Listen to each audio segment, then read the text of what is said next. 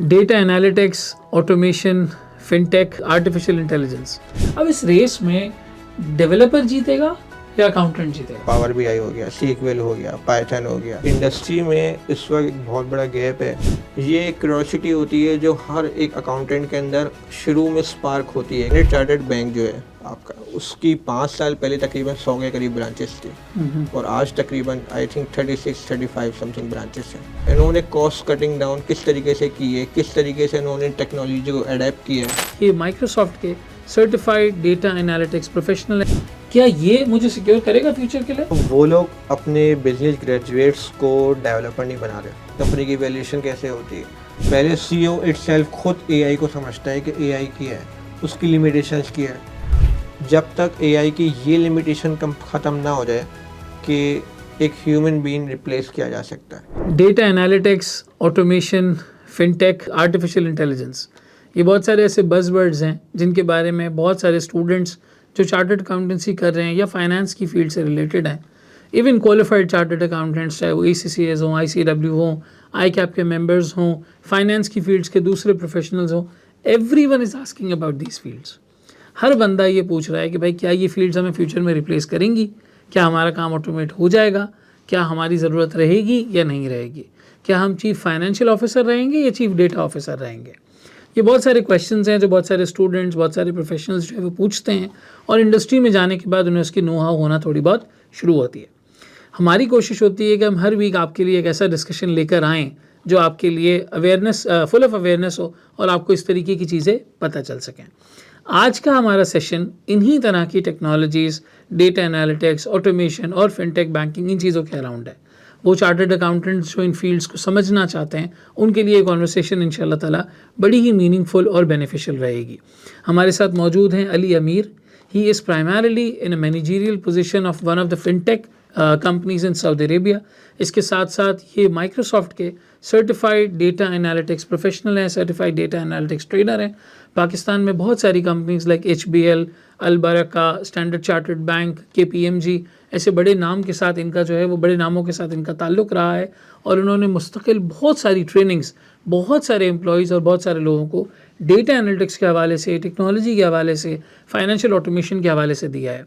इनका जो प्राइमरी ताल्लुक़ है वो IFRS 9, क्रेडिट रिस्क एनालिसिस और डेटा एनालिटिक्स के साथ हैं। आएँ आज हम इनसे मिलते हैं, डिस्कशन करते हैं और इन सारी चीज़ों को समझ के हमारे इन सवालात के जवाब ढूंढने की कोशिश करते हैं। अस्सलाम वालेकुम अली, कैसे हैं आप? वालेकुम सलाम। अली, आपका ताल्लुक़ ट्रेनिंग एंड डेवलपमेंट के साथ, डेटा एनालिटिक्स के साथ, रिस्क मैनेजमेंट के साथ बड़ा गहरा है। हमारे इंस्टीट्यूट के प्लेटफॉर्म से भी, इसके अलावा मुख्तलिफ इदारों के प्लेटफॉर्म से आपने ये काम जो है वो किए हैं, इस तरीके की फ़ील्ड को परसीव किया है। हम इस डिटेल डिस्कशन के ऊपर आते हैं और इस फील्ड को थोड़ा सा डीप डाइव करते हैं, लेकिन उससे पहले I would like to know about you. मैं थोड़ा सा आपके एजुकेशनल बैकग्राउंड, आपके बैकग्राउंड के बारे में जानना चाहूँगा। जिस तरीके से आपने उस लैडर को क्लियर किया, आप जहाँ तक पहुँचे, थोड़ा सा हमें उसके बारे में ब्रीफ करें प्लीज़। कैरियर मैंने शुरू किया था फाइनेंस से। मैंने शुरू में पिफ्फा किया था। मैं फेलो मेंबर हूँ Pakistan institute of public finance accountant और एफिशिएट मेंबर हूँ chartered institute of public finance accountant UK। और उसके बाद फिर मैं इंडस्ट्री में आ गया था। इंडस्ट्री में मैंने 4 साल फाइनेंशियल रिपोर्टिंग में सर्व की, टीपल इंश्योरेंस के अंदर।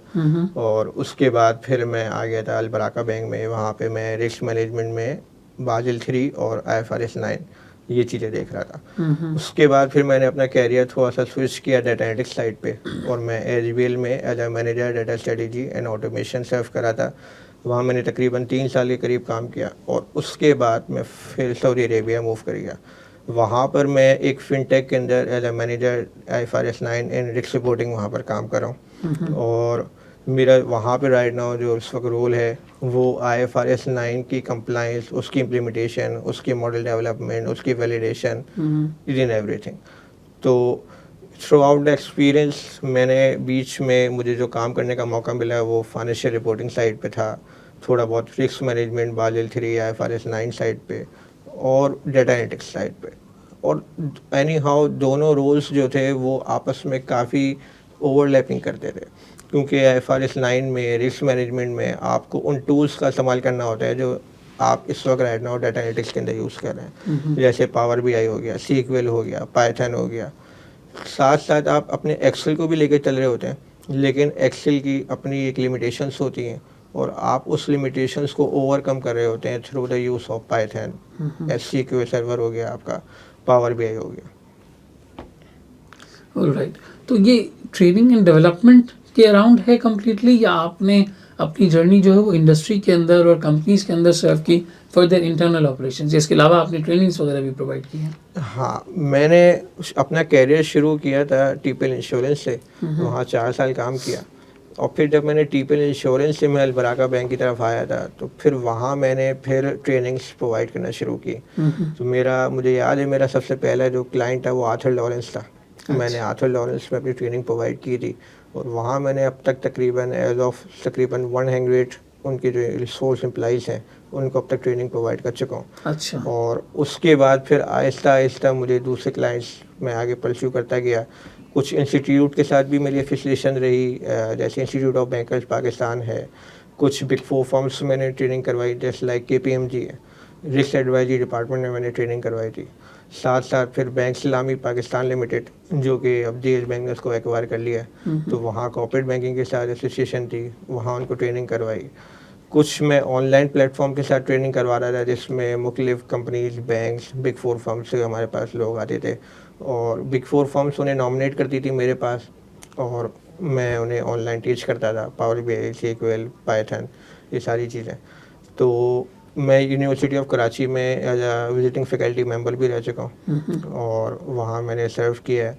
और जो डाटा एनालिटिक्स के जो कोर इलेक्टिव्स होते हैं वो मैंने वहाँ पे पढ़ाए, और साथ साथ जो चीज़ें मैं लर्न कर रहा था, जो मेरा एक्सपीरियंस था, वो मैं अपने उस ऑनलाइन कोर्सेज़ के अंदर उसको शेयर कर रहा होता था।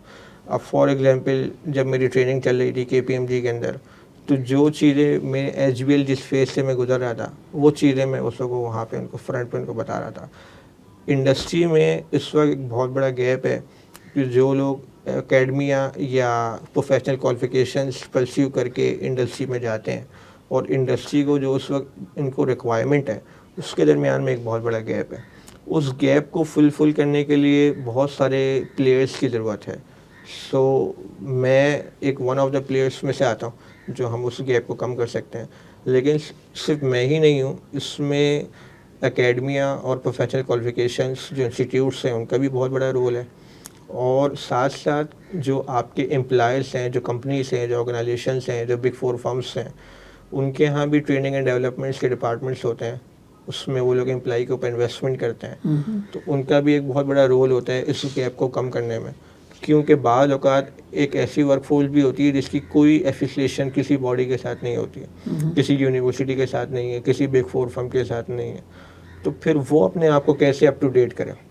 तो वहाँ पे फिर एम्प्लॉयर का रोल आ जाता है कि वो, या उसका लैंड मैनेजर, कि वो कैसे उसको सपोर्ट करता है उस गैप को कम करने के लिए। और फिर साथ साथ उन लोगों का भी रोल आ जाता है जो राइट नाउ इस प्रोफेशन के अंदर हैं, और वो अपना थोड़ा टाइम निकालते हैं, इंडस्ट्री पे सर्व करते हैं, और उन लोगों को अप टू डेट करने की कोशिश करते हैं। बहुत सारे मैंने ऐसे लोगों को देखा है जो इंडस्ट्री में सर्व कर रहे हैं, इनको बहुत रिच एक्सपीरियंस है उनके पास, लेकिन उनकी अपनी एंगेजमेंट्स होती हैं और वो टाइम नहीं निकाल पाते हैं। तो उन्हें भी चाहिए कि वो इस चीज़ में आएँ, और लोगों को जितना ज़्यादा आप उसको लर्न करा सकते हैं, क्योंकि उनके पास एक्सपीरियंस है, वो शेयर कर सकते हैं, और वो लोग जिनके पास एक्सपीरियंस नहीं है वो जल्दी उस चीज़ के ऊपर आ सकते हैं जो उनको आ जाना चाहिए। तो ये मार्केट की डिमांड है, और मार्केट की डिमांड के अंदर इस वक्त राइट नाउ जहाँ पर हमने अपनी शुरुआत की है, उससे हम लोग पिछले कोई 10-15 साल पीछे चल रहे हैं। इंडस्ट्री में अगर आप जाएं, यूरोप में, मिडल ईस्ट में, ऑस्ट्रेलिया में, तो वहाँ पर आपको डाटा एनालिटिक्स के ऊपर जो काम हुआ है वो बहुत आगे आपको नज़र आएगा। पाकिस्तान क्योंकि एक डेवलपिंग कंट्री है, और यहाँ पे डे टू डे नई नई चीज़ें आ रही हैं, पब्लिक पॉलिसी मेकिंग, नई नई चीज़ों के ऊपर काम हो रहा है, तो यहाँ पे थोड़ा सा जो पेस लेवल है वो बहुत स्लो है। आपको बहुत सारी ऑर्गेनाइजेशन में अभी भी एक्सेल के ऊपर ही काम होता हुआ नज़र आ रहा होगा। मेजॉरिटी 80% तकरीबन ऐसी ऑर्गेनाइजेशंस में एक्सेल ही इस्तेमाल हो रहा है। वहाँ पे वो लोग BAU रिपोर्टिंग के लिए, मैनेजमेंट रिपोर्टिंग के लिए, बोर्ड मीटिंग्स के लिए वो लोग पावर पॉइंट की स्लाइड्स के ऊपर ही काम कर रहे होते हैं, एक्सेल के ऊपर काम कर रहे होते हैं। वो लोग tableau, power BI, click sense के ऊपर काम नहीं कर रहे होते, वो लोग डाटा को एनालाइज करने के लिए SQL सर्वर, पाइथन का इस्तेमाल नहीं कर रहे होते। तो ये चीज़ की इस वक्त बहुत फौरी ज़रूरत है। अगर आप मिडल ईस्ट में जाएँ, अगर आप यूरोप साइड पे जाएँ, तो वहाँ पे आपको इस चीज़ की लेटेस्ट टेक्नोलॉजीज़ की एडॉप्शन आपको बहुत ज़्यादा नज़र आएगी। Agreed agreed. ये कौन सा साल था जब आपने आर्थर लॉरेंस में सबसे पहली ट्रेनिंग जो है वो डिलीवर की? मैंने 2020 में पहली ट्रेनिंग डिलीवर की थी। 2020 में पहली या ट्रेनिंग 2020 में। अब how did you, I mean, एक तो होता है कि आप एक नॉर्मल अकाउंटेंट को, फाइनेंस प्रोफेशनल को देखें तो वो किस तरह से सोचते हैं, वो ये सोचते हैं कि यार या तो मेरा जो करियर है वो फर्म साइड पर होगा जिसमें ऑडिटिंग आ जाता है, जिसमें कंप्लाइंसेस आ जाती हैं, या जो होगा वो इंडस्ट्री साइड पे होगा। इंडस्ट्री साइड पे भी जो अकाउंटेंट्स जाते हैं वो सबसे पहले रिपोर्टिंग डिपार्टमेंट में लैंड करते हैं। रिपोर्टिंग डिपार्टमेंट में IFRS देखे, उनकी कंप्लाइंसेस देखी, अकाउंटिंग की साइड देखी, और फिर किसी को मौका मिल जाता है कि वो बिजनेस साइड पर थोड़ा सा एक्सपोजर की साइड पे जो है वो चला जाता है। हाँ, वो वैल्यू एडिशन, बिजनेस मैनेजमेंट, इन चीज़ों को समझते सीखते हैं और उसे परस्यू करते हैं। आपका कोई पर्सनल इंटरेस्ट था या कोई ऐसा एक्सपीरियंस था कि आपने, before knowing about this field, मैं थोड़ा पहले इसको समझना चाहूँगा कि आपने data analytics, IFRS 9, risk management, Python, SQL, इन चीज़ों के बारे में कैसे एनालाइज किया? हाउ डिड यू फील कि आपको ये करना चाहिए? आपका decision making, I mean what was the thought behind deciding कि ये फील्ड है विच यू शुड ऑप्ट और आपको इस पे काम करना चाहिए? आपने बहुत अच्छा पॉइंट हाईलाइट किया। एक्चुअली जब भी आप इंडस्ट्री में लैंड करते हैं, और आपने सही बात बताई, मोस्टली लोग रिपोर्टिंग लाइन पे लैंड कर रहे होते हैं। हाँ, कुछ लोग टैक्स एडवाइजरी और मुख्तलिफ डिपार्टमेंट्स में लैंड करते हैं, लेकिन शुरू में आप रिपोर्टिंग में लैंड करते हैं। तो वहाँ पे आप जब काम को समझने की कोशिश कर रहे होते हैं कि जो आप टेक्स्ट बुक्स में पढ़ते हैं IFRS और जो प्रैक्टिकली वहाँ पे अप्लाई हो रहा होता है, उसमें आप देखते हैं कि यार बहुत बड़ा गैप है। और वहाँ पर आप चीज़ों को एनालाइज कर रहे होते हैं कि यार डाटा के अंदर इतने तरह की एनोमलीज हैं, एरर्स हैं, डाटा को प्रिपरेशन करने में बहुत सारे चैलेंजेस आ रहे होते हैं, और आप अपनी टाइमलाइन के मुताबिक रिपोर्टिंग नहीं कर पा रहे होते हैं। आपके पास एक कट ऑफ डेट होती है कि उस डेट के ऊपर आपको फाइनेंशियल स्टेटमेंट प्रिपेयर करना है। आपके पास एक कट ऑफ डेट होती है कि इस डेट को आपको मैनेजमेंट रिपोर्टिंग करनी है अपने डिपार्टमेंट के हेड को या बोर्ड को, चेयरमैन को, CEO को। तो वहाँ पे आपको एक चीज़ का थोड़ा सा आइडिया होगा कि जब आप ये सारे काम कर रहे होते हैं तो उसमें बहुत सारे काम होते हैं रिपीटेटिव, और आप उन्हीं रिपीटेटिव काम को एनी हाउ शॉर्टकट तरीके से कोशिश करते हैं कि किसी तरीके से ऑटोमेट हो जाए। ये एक क्यूरियोसिटी होती है जो हर एक अकाउंटेंट के अंदर शुरू में स्पार्क होती है कि यार किसी तरीके से इसको ऑटोमेट किया जाए। लेकिन अब आपके पास दो चीज़ें हैं, या तो आप अपने कंफर्ट जोन से बाहर आएँ और आप जो हार्ड वर्किंग कर रहे हैं उसको स्मार्ट वर्किंग में ट्रांसफॉर्म करने की कोशिश करें। तो लोग एक्सेल के अंदर बहुत एक ही तरीके से, ट्रेडिशनल कन्वेंशनल तरीके से ही करते आ रहे होते हैं, और कुछ लोग एक्सेल के अंदर ही पावर क्यूरी का ऑप्शन मौजूद है, जो पावर BI के इंट्रोडक्शन के साथ साथ वो उसमें भी आपके पास आ गया, और लोग उसके ज़रिए छोटी छोटी पाइपलाइंस, छोटे छोटे ETL बना रहे होते हैं। उससे ये होता है कि आपकी जो डेटा ट्रांसफॉर्मेशन होती है जिसमें आपका काफ़ी टाइम लग रहा होता है, वो टाइम आपका कट डाउन हो जाता है। लेट्स से आप सेल टैक्स की वर्किंग कर रहे हैं और आपको हर महीने की 15 तारीख से पहले फाइल करना है, तो वो सेल टैक्स की वर्किंग में अगर आपको 1-2 घंटे लगते हैं तो वो कुछ मिनटों में आ जाएंगे, 5 to 10 मिनट्स में आ जाएगी वर्किंग, और आप सिर्फ उसमें आई बॉलिंग करेंगे, जो आपको मटेरियल इम्पैक्ट नज़र आता है वो आप उसको रेक्टिफाई करेंगे, और देन फाइनली आप उसको फाइल कर देंगे। इसी तरीके से और बहुत सारी चीज़ें, लेट्स से फाइनेंस में बहुत सारा टाइम वेस्ट होता है आपका रिकन्सिलेशन में। आप GL की रिकन्सिलेशंस कर रहे होते हैं, ख़ुसूसन बैंक रिकन्सिलेशन आप कर रहे होते हैं, आप अपने कैश बुक को बैंक स्टेटमेंट के साथ रिकन्साइल करने की कोशिश करते हैं, और उसमें बहुत सारा टाइम आपको चले जाता है।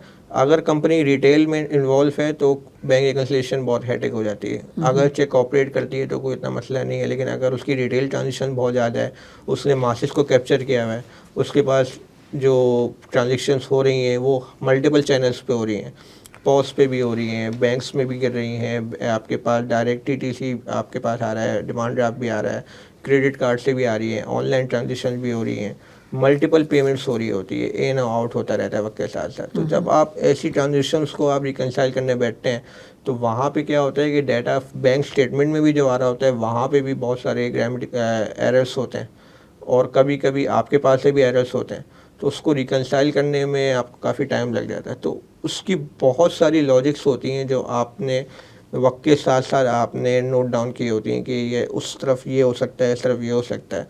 तो उस सारी लॉजिक्स को अगर आप एक ETL एक पाइपलाइन में इनकॉर्पोरेट करें तो वो आपका काफ़ी टाइम आपका सेव कर देता है। यानी वो ऑटोमेट हो जाएगा। हाँ, तो इसी तरीके से और बहुत सारे फाइनेंस के काम हैं जो आप उसको ऑटोमेट कर देते हैं। आपको for example daily cash flow बनाना होता है। अक्सर कंपनीज होती हैं जिनका फाइनेंस का हेड होता है, वो बोलता है कि भाई मुझे डेली कैश फ्लो स्टेटमेंट देखना है। जो नॉर्मली हम लोग क्वार्टरली बना रहे होते हैं cash flow, investing activities, operating और फाइनेंसिंग, वो उसको डेली बेसिस के ऊपर चाहिए। अब वो डेली कैश फ्लो बनाना एक हैट्रिक होता है और वो बिल्कुल एक्यूरेट भी होना चाहिए। तो उसको बनाने के लिए लोग जो एफर्ट्स करते हैं वो काफ़ी मैनुअल वर्किंग कर रहे होते हैं। तो इस किस्म की वर्किंग्स हो गई। स्टिल जब आप अपने फाइनेंस की परफॉर्मेंस को आगे शोकास करना होता है, आप मैनेजमेंट में, बोर्ड में जब आप देने जा रहे होते हैं तो लोग वहाँ पे PPT स्लाइड्स शो कर रहे होते हैं। तो उसको आप ट्रांसफॉर्म कर सकते हैं 360 डायमेंशन के अंदर। आप हॉलिस्टिकली एक हेलीकॉप्टर व्यू में दिखा सकते हैं, पावर BI के अंदर, टेबल्यू के अंदर, कि हमारी परफॉर्मेंस क्या है और एक एक बिजनेस यूनिट की परफॉर्मेंस क्या है, और आप उसको हर डायमेंशन में 360 डायमेंशन में आप उसको दिखा सकते हैं। जैसे 3D व्यू होता है, आप ऊपर से भी, साइड से भी, इधर से भी देख सकते हैं। सेम उसी तरीके से आप उसको एनालाइज कर सकते हो।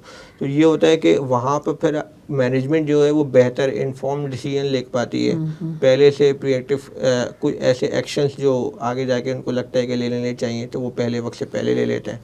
और ये चीज़ पे इंटरलिंक होती है मल्टीपल डिपार्टमेंट के साथ। वो रिस्क मैनेजमेंट के साथ भी इंटरलिंक है, वो इंटरनल ऑडिट के साथ भी लिंक है, वो HR के साथ भी लिंक है, और वो सारे डिपार्टमेंट जो हैं वो उस एक डाटा मॉडल के साथ इंटरलिंक होते हैं और उन्हें अपने वक्त के ऊपर सारी इन्फॉर्मेशन उनको मिल रही होती है कि उनका कंपनी के जो KPI है, जो उनकी कोर वैल्यूज़ है, उसमें उनका कंट्रीब्यूशन कितना है। बाज़ औक़ात होता है कि HR जो है वो totally expense point of view से होता है, वो कोई भी वैल्यू ऐड नहीं कर पा रहा होता है। लेकिन अगर आप HR के कुछ की परफॉर्मिंग इंडिकेटर्स, जो उनके की मैट्रिक्स हैं, अगर आप वो उसमें हाईलाइट करें तो हो सकता है वो अपनी परफॉर्मेंस बेहतर शोकास कर सकें। Same goes to internal audit, same goes to risk management. हर डिपार्टमेंट का अपना अपना कंट्रीब्यूशन होता है ऑर्गेनाइजेशन की कोर वैल्यूज़ में ऐड करने के लिए। तो ये सारी चीज़ें जो हैं ये आपको इन सारे टूल्स के ज़रिए आपको हेल्प कर रही होती हैं। आप वॉट आप कंप्लाइंस में हैं, आप इंटरनल ऑडिट में हैं, आप रिस्क मैनेजमेंट में हैं, आप ट्रेजरी के अंदर हैं, वहाँ पे आपको इन टूल्स का इस्तेमाल करने में आपको काफ़ी इसमें बेनिफिट मिलेगा। यानी आपकी बात से मुझे ये समझ में आया कि आपका इंटरेस्ट इस फील्ड की तरफ इसलिए डेवलप हुआ बिकॉज रिपोर्टिंग के होराइजन के अंदर रहते हुए बहुत सारी ऐसी मेथडोलॉजीज़ हैं या टेक्निक्स हैं जो इस डेटा एनालिटिक्स की अंडरस्टैंडिंग के बाद अप्लाई की जा सकती हैं, और उनको अप्लाई करने के बाद डेटा की जो विजुअलाइजेशन है, उसको समझने का जो तरीका है, उसकी जो प्रेजेंटेशन है वो बहुत ज़्यादा इन्हांस हो चुकी होती है, बहुत ज़्यादा इम्प्रूव हो चुकी होती है। जो नॉर्मली चार्टर्ड अकाउंटेंट्स वहाँ जाके ख्वाहिश तो कर रहे होते हैं but they exactly don't know how to do it, इसलिए वो उसे कर नहीं पाते प्राइमरली। और चूँकि नहीं कर पाते तो वो कन्वेंशनल तरीके से एक्सेल में कैश फ्लो बन रहा है, पावर पॉइंट के ऊपर जो है वो बार ग्राफ्स बन रहे हैं नॉर्मल से, और उसी तरीके से दिखाया जा रहा होता है कि कंपनी कैसे परफॉर्म करी है। हालांकि अगर वो बिल्कुल माइन्यूट लेवल पे जाके उस डिटेल को आइडेंटिफाई कर दें कि यार फलां स्ट्रेटेजिक बिजनेस यूनिट कैसा परफॉर्म कर रहा है, फलां डिवीजन कैसा परफॉर्म कर रहा है, तो शायद बोर्ड के लिए डिसीजन मेकिंग करना और आसान हो जाएगा और चीज़ और खुल के जो है वो सामने आ जाएगी। ठीक है, परफेक्ट। तो आपकी बात सुन के मुझे यूज़ केसेस तो समझ में आ रहे हैं कि डेटा एनालिटिक्स इस तरीके से इंडस्ट्री में जो अप्लाई होता है। जनरली जो फाइनेंस के स्टूडेंट्स हैं, आप ACCA देख लें, आप CA देख लें, आप PIPFA देख लें, आप ICW वगैरह देख लें, इन स्टूडेंट्स को ऐसा लगता है कि जब हम डेटा एनालिटिक्स की बात करते हैं तो हम कोई सॉफ्टवेयर इंजीनियरिंग की बात कर रहे हैं, हम किसी ऐसी फील्ड की बात कर रहे हैं जिसका ताल्लुक कोडिंग प्रोग्रामिंग से है। हालांकि आपने जो यूज़ केसेस बताएं इसके अंदर बैंक रिकन्सिलिएशन है, इसके अंदर कैश फ्लो है, इसमें प्रोडक्ट परफॉर्मेंस एनालिसिस है, इसमें शायद रिसीवेबल्स की एजिंग का गुजायर IFRS 9 अगर आप देख रहे हैं, रिस्क मैनेजमेंट देख रहे हैं, तो वहाँ पे रिसीवेबल्स का एक इन डेप्थ एनालिसिस होता होगा कि कस्टमर्स किस तरीके से हमें पे कर रहे हैं और उनका क्रेडिट रिस्क आज कहाँ पे स्टैंड कर रहा है। तो थोड़ा सा अब हम इस फील्ड की तरफ आते हैं after knowing your choice of doing it and your background. अब चार्टर्ड अकाउंटेंट्स में से अगर कोई स्टूडेंट्स इसको एक्सप्लोर करना चाहते हैं, आई वुडंट से कि अभी वो डिसीजन ले ले फॉरन, लेकिन अगर वो इस फील्ड को एक्सप्लोर करना चाहते हैं, समझना चाहते हैं, तो उनके लिए ये एंट्री पॉइंट क्या होगा? और दूसरा सवाल, अगर वो सिर्फ प्रोग्रामिंग इंजीनियरिंग की साइड पर समझ रहे हैं और समझ रहे हैं कि कोई कोडिंग रिलेटेड चीज़ है, तो क्या वो सही सोच रहे हैं और उनके लिए ये करना आसान होगा या नहीं? अच्छा, देखें, इस चीज़ के जवाब को मैं इस तरीके से लेके चल सकता हूँ कि बहुत सारी फील्ड जो है वो डिस्क्रिप्टिव फील्ड्स में आती हैं। सही है क्योंकि टेक्नोलॉजी जिस जिस तरीके से इवॉल्व हो रही है, जैसे उसमें एडवांसमेंट्स आ रही है डे टू डे बेसिस के ऊपर, तो बहुत सारी जॉब्स जो हैं, मिलियंस ऑफ जॉब्स जो हैं, वो डे टू डे बेसिस के ऊपर वो कट डाउन हो रही है। उसकी आपको एग्जाम्पल आपको नज़र आएगी आपके पाकिस्तान के अंदर ही। स्टैंडर्ड चार्टर्ड बैंक जो है आपका, उसकी 5 साल पहले तकरीबन 100 के करीब ब्रांचेस थी, और आज तकरीबन आई थिंक 36-35 समथिंग ब्रांचेस हैं। सही, उन्होंने क्या किया? क्या उन्होंने अपना कस्टमर बेस लूज़ किया? नहीं। क्या उनका डिपॉजिट लूज हुआ है? नहीं। बल्कि उनकी अचीवमेंट्स हैं, वो इस वक्त वन ऑफ द उन बैंकों में आ जाते हैं जिनका सबसे हाईएस्ट प्रॉफिट है। सही है, पर एम्प्लाई जो वो प्रॉफिट अर्न कर रहे हैं वो सबसे one of the largest bank में शामिल होता है। सही है, उन्होंने क्या किया? इन्होंने कॉस्ट कटिंग डाउन किस तरीके से की है, किस तरीके से इन्होंने टेक्नोलॉजी को अडेप्ट किया है। उन्होंने ओवर द काउंटर ट्रांजेक्शन्स ख़त्म कर दिए। जो पहले काउंटर के ऊपर लाइनें लगती थी वो उन्होंने सारी डिजिटाइज कर दी। तो अब अगर आपके सामने ये वन ऑफ एग्जांपल है, तो इसमें सिर्फ एक बैंकिंग इंडस्ट्री नहीं है, आप हर इंडस्ट्री में इसको आप देख सकते हैं। और पाकिस्तान का तो मैंने आपको बताया कि जो पेस लेवल है वो आहिस्ता आहिस्ता, अगर आप अगले 10 साल बाद देखें तो आपको इंशाल्लाह अगर आप किसी छोटी सी शॉप में भी जाएंगे तो वहाँ पे भी आपको अगर पेमेंट करनी होगी तो वो NFC की बेसिस के ऊपर पेमेंट हो रही होगी। आप बस मोबाइल टैप एंड टैप करेंगे और आपकी पेमेंट हो जाएगी। तो जब चीज़ें नई नई आ रही हैं तो उस सूरत में दूसरी साइड पे मिलियन ऑफ जॉब्स भी कट डाउन हो रही हैं। चार्टर्ड अकाउंटेंट्स को मेरी एडवाइस है कि वो टेक्नोलॉजी को एम्ब्रेस करें, उसको अडेप्ट करें, और सिर्फ टूल्स को ही नहीं सीखें, स्किल्स की तरफ फोकस करें। उन्हें हुनर आना चाहिए, उन्हें स्किल्स आने चाहिए। टूल्स तो वक्त के हिसाब से चेंज होते रहते हैं। आज से 15 साल पहले जो टूल्स थे वो आज नहीं है। जब हम लोग अपना करियर स्टार्ट कर रहे थे तो उस टाइम पे मेरे फादर मुझे फोर्स करते थे कि आप वर्ड टाइपिंग की तरफ फोकस करें। सही, और लिटरली किसी ज़माने में लोग CV में मेंशन करते थे कि मैं 40 वर्ड्स पर मिनट लिख सकता हूँ। पता नहीं, शायद बाज़ औक़ात कहीं पे इसके लिए टेस्ट भी होते होंगे, वो बाकायदा टेस्ट करते होंगे एक पैराग्राफ लिख के कि आप ये लिख सकते हैं, नहीं लिख सकते। उस वक्त के स्किल्स अलग थे। लोग कहते थे आपको लोटस 1 2 3 एक्सेल आना चाहिए, आपको पावर पॉइंट आना चाहिए, आपको इस किस्म के टूल्स। लिटरली आज वो टूल्स कहीं भी नहीं पूछे जाते। आज के टूल्स जो हैं, जो लोग ये समझ रहे हैं कि पाइथन, एक्सेल और ये SQL और पावर BI ये सारे जो हैं ये सॉफ्टवेयर इंजीनियरिंग से रिलेटेड है, नहीं। ये टूल्स इस वक्त करंटली पूछे जाते हैं। आप किसी भी डोमेन में, either you are engineer, either you are an chartered accountant, आप कोई डॉक्टर हैं, आप किसी भी प्रोफेशन में होंगे, जब भी आप कहीं पे भी इंटरव्यू देने जाएंगे तो आपसे जो सॉफ्ट स्किल्स और टेक्निकल स्किल्स पूछे जाते हैं उनमें ये चीज़ें शामिल होती हैं। सॉफ्ट स्किल्स के अंदर प्रॉब्लम सॉल्विंग, डिसीजन मेकिंग, ये सारी चीज़ें आ जाती हैं, और ये हमेशा सुपीरियर रहेंगी टेक्निकल स्किल्स के। इसको आप इग्नोर नहीं कर सकते। लेकिन हाँ, टेक्निकल स्किल्स में टूल्स पे फोकस ना किया जाए कि आप बस पावर BI की सर्टिफिकेशन ले लिया और पावर BI के आप एक्सपर्ट बन गए, नहीं। आपको स्किल्स पे फोकस करना है। अब पावर BI में आप बेसिकली क्या कर रहे होते हैं? डाटा की स्टोरी टेलिंग कर रहे होते हैं। तो स्टोरी टेलिंग एक आर्ट है, एक डिसिप्लिन है, कोई रॉकेट साइंस, कोई स्पेसिफिक कोई सर्टिफिकेशन नहीं है। तो ये एक वन ऑफ एग्जाम्पल है स्किल्स की तरफ फोकस करना। दूसरा, अब फाइनेंस में एक चार्टर्ड अकाउंटेंट ये सोच रहा होता है कि यार हम लोगों ने तो टैक्स पढ़ा है, हमने तो IFRS पढ़ा है, हमने तो मैनेजमेंट रिपोर्टिंग पढ़ी है, ये सारी चीज़ें, तो अब उसको कैसे कोरिलेट करें? देखिए, ये हर चीज़ में कोरिलेट हो रही है। आप मैनेजमेंट अकाउंटिंग के अंदर ब्रेक इवन एनालिसिस पढ़ते हैं, आप वहाँ पे लिमिटिंग फैक्टर पढ़ते हैं, आप लीनियर प्रोग्रामिंग पढ़ते हैं। ये आगे जाके खुद मशीन लर्निंग की तरफ रास्ता इसका जा रहा है। आप IFRS में अलाउंस फॉर बैड डेट निकालते हैं, अब वो चला गया IFRS 9 में, और अब उस चीज़ के लिए चाइना की एग्जाम्पल ले लें, वो मशीन लर्निंग की बेसिस के ऊपर बैड डेट प्रेडिक्ट कर रहा होता है कि कितना बैड डेट जो है वो आपका पॉसिबल है जो आगे जाके डिफ़ॉल्ट हो जाए, राइट ऑफ हो जाए। तो ये सारी चीज़ें आप कहीं भी चले जाएँ, अब आप टैक्स में चले जाएँ, आप कंप्लाइंस में चले जाएँ, अब लेट्स से KYC की कंप्लाइंस होती है, या एंटी मनी लॉन्ड्रिंग है, या फ्रॉड की डिटेक्शन करनी है।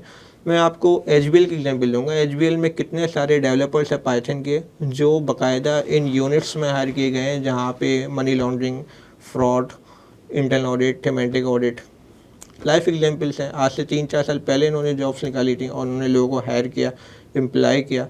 क्यों? क्योंकि उनके यहाँ मिलियंस ऑफ ट्रांजेक्शन्स होती हैं, बिलियंस ऑफ ट्रांजेक्शन्स होती हैं। 35 मिलियन 40 मिलियन तो कस्टमर बेस है उनका। एक दिन में ट्रांजेक्शन्स कितनी होती हैं, क्वार्टर में और महीने में और साल में कितनी ट्रांजेक्शन्स होती हैं।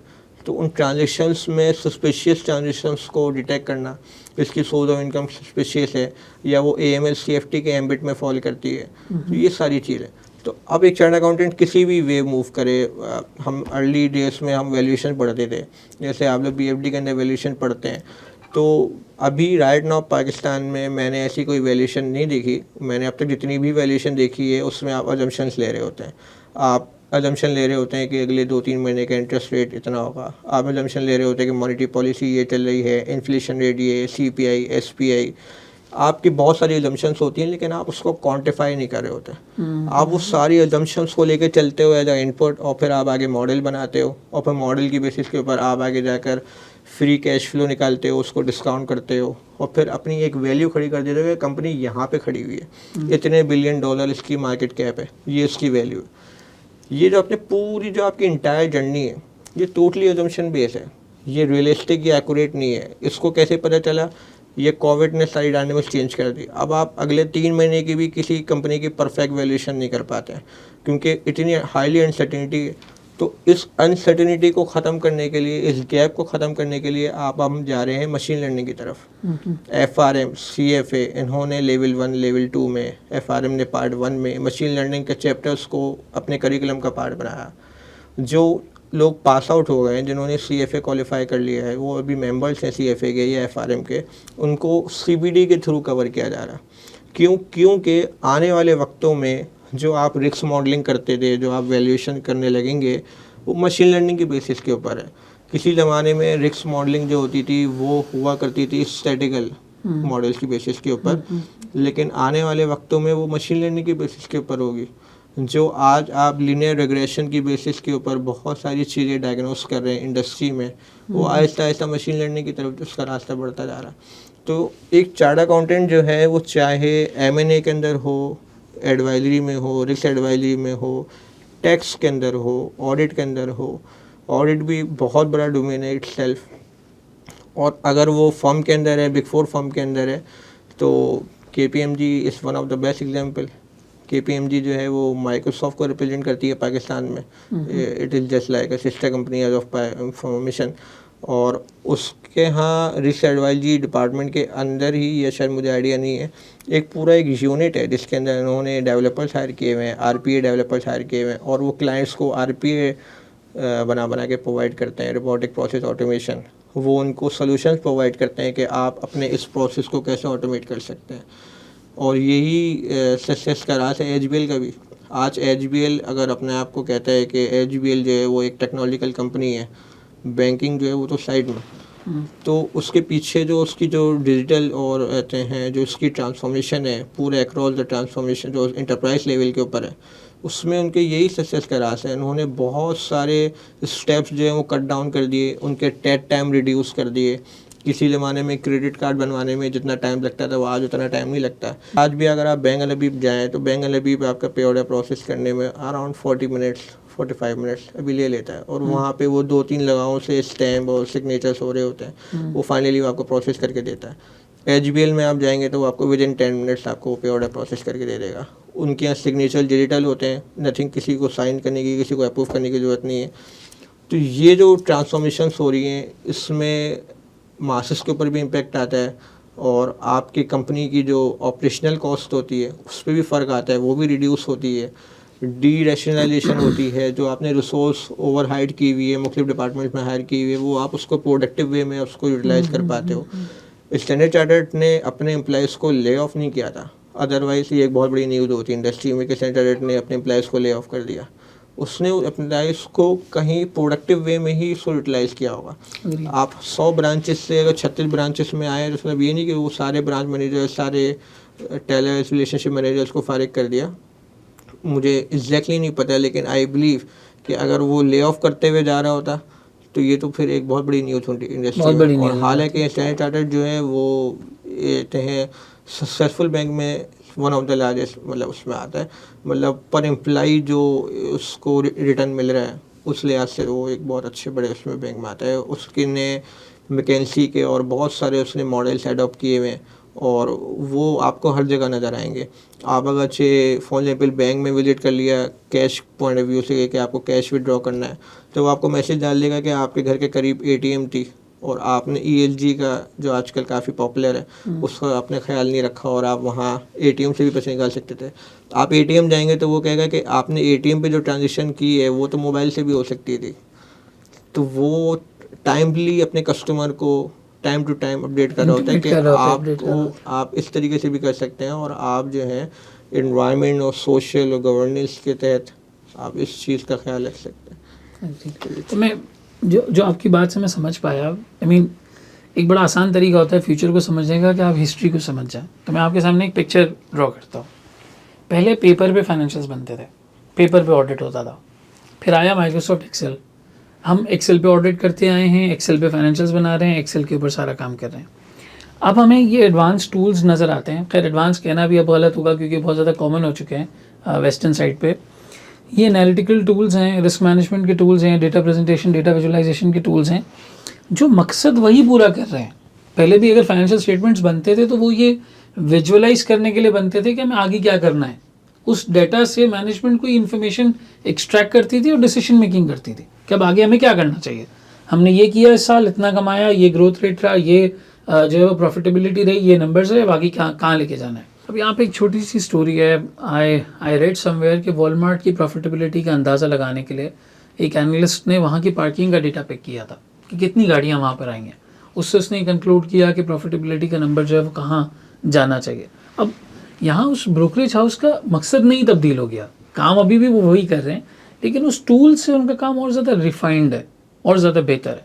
तो जो आपकी कॉन्वर्सेशन से मैं समझ पाया, अगर चार्टर्ड अकाउंटेंट्स या जो है वो फाइनेंस प्रोफेशनल्स इस फील्ड को चूज़ करते हैं तो वो अपनी फील्ड के मकसद पे ही हैं, लेकिन उस काम को करने का एक बेहतर टूल उनके पास मौजूद है जो एक्सेल से ज़्यादा बेहतर उन्हें रिजल्ट्स ला के देगा और मैनेजमेंट को हेल्प करेगा कि वो बेहतर डिसीजन मेकिंग कर सकें, बेहतर चीज़ों की तरफ जा सकें। सो अब थोड़ा सा हम अगले क्वेश्चन की तरफ आते हैं।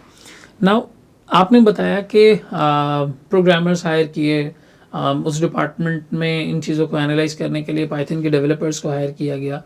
अब इस रेस में जैसे HBL कहता है we are a technology company in the banking business, कल को एक रेस्टोरेंट कह सकता है we are a technology company in this food business, कल को कोई एजुकेशन इंस्टीट्यूट कह सकता है we are a technology company in education business.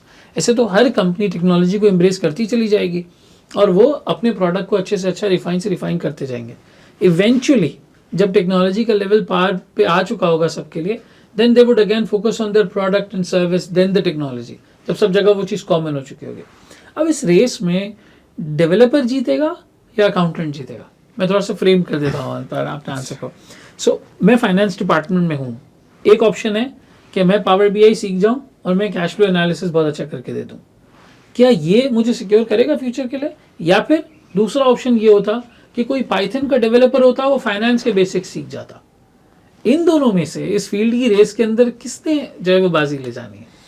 चलिए मैं आपको इसको इस तरीके से लेके चलता हूँ कि जितने भी बिजनेस स्कूल्स हैं, अगर मैं पाकिस्तान की बात करता हूँ, IB हो गया, लम्स हो गया, इसके अलावा और भी बहुत सारे नाम हमारे सामने आते हैं, तो वो लोग अपने बिजनेस ग्रेजुएट्स को डेवलपर नहीं बना रहे। सही है, क्योंकि जब वो बिजनेस ग्रेजुएट्स किसी भी ऑर्गेनाइजेशन में जाएंगे तो वो हमेशा अपनी लीडरशिप पोजीशन में रहते हुए काम करेंगे। सही है, उन्हें एज अ लेमैन कोई कोट नहीं करना। लेकिन अगरचे एक शख्स टेक्नोलॉजी से वाकिफ़ ही नहीं है, तो एक बहुत मशहूर फिनोमियन, बहुत मशहूर एक लाइन है कि AI will not replace you but someone will replace you if it use AI। तो बेसिकली जब हम लोग टेक्नोलॉजी को देखते हैं तो उसका मतलब कतई मतलब ये नहीं है कि हमें एज अ लेमैन कोडिंग करनी। सही है, आपकी हर टेक्नोलॉजी जो है वो डिपेंडेंट होती है उस डोमेन के ऊपर। लाइक ब्लॉकचेन फाइनेंस डोमेन के एम्बेड में आता है। ब्लॉकचेन को वही समझ सकता है जो बैंकिंग और फाइनेंस और फिनटेक को समझता हो। सही, सेम ऐसे ही बैंकिंग इंडस्ट्री में भी अगर हमने कोई पाइथन डेवलपर्स हायर किए तो अगर आप ये समझ रहे हैं कि हम उसको डोमेन नॉलेज थोड़ी सी सिखा देंगे तो वो ये काम कर लेगा, नहीं, वो हमेशा हमारे ऊपर डिपेंडेंट रहेगा। हम उसको लॉजिक्स प्रोवाइड करते हैं, हम ही उसको पूरा फंक्शनल स्पेसिफिकेशन डॉक्यूमेंट FLD बना के देते हैं कि वो उसको उस हिसाब से करे। और अगर हम वो कोडिंग खुद इटसेल्फ अगर वो सीख लेते हैं तो ये वे अराउंड ये काम करेगा। लेकिन अगर एक डेवलपर ये हमारी अगर एक डेवलपर को हम बताएं कि भाई IFRS कैसे काम करता है या यूएस का टैक्स कैसे काम करता है, यूएस के अंदर टैक्स थोड़ा सा कॉम्प्लिकेटेड है, यूके के अंदर है, मिडल ईस्ट में, या अगर आप उसको अब वैल्यूएशन की साइंस समझा रहे हो कि भाई कंपनी की वैल्यूएशन कैसे होती है, तो ये इस तरीके से काम नहीं करेगा। हाँ, जो बिजनेस ग्रेजुएट्स हैं, जो अकाउंटेंट्स हैं, चार्ट अकाउंटेंट्स हैं, वो अगर ये कहते हैं टेक्निकल स्किल्स और टूल्स को एडॉप्ट कर लेते हैं, लर्न कर लेते हैं, तो वो उसको लीडरशिप रोल में भी रहते हुए उनको आइडिया होगा कि कैसे काम लेना है।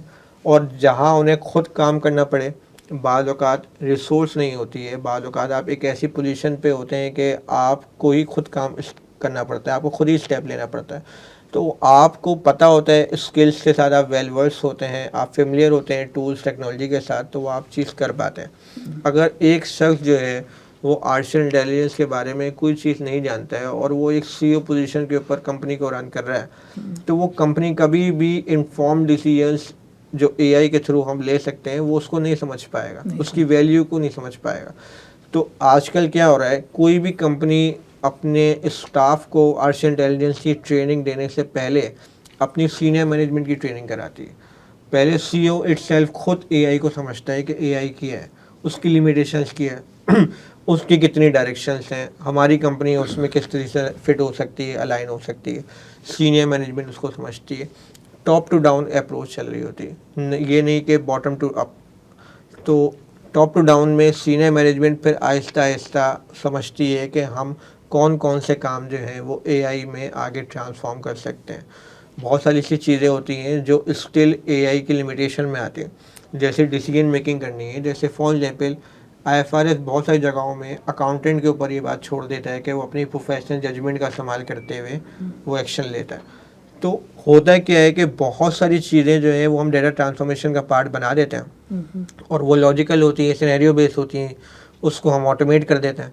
लेकिन जो 10-20% जो ऐसे सरप्राइज केसेस आ गए, उसको फिर आप क्या करते हो, आप प्रोफेशनल जजमेंट की बेसिस के ऊपर या जो पहले कोई प्रेसिडेंट्स गुजरी हैं जो ICAP की बॉडी से भी आपको मिलती हैं, या ICW या IFAC या ACCA, जो उनकी प्रेसिडेंट्स होती हैं कि इस किस्म के सिनेरियो में इन्होंने ये चीज़ किया।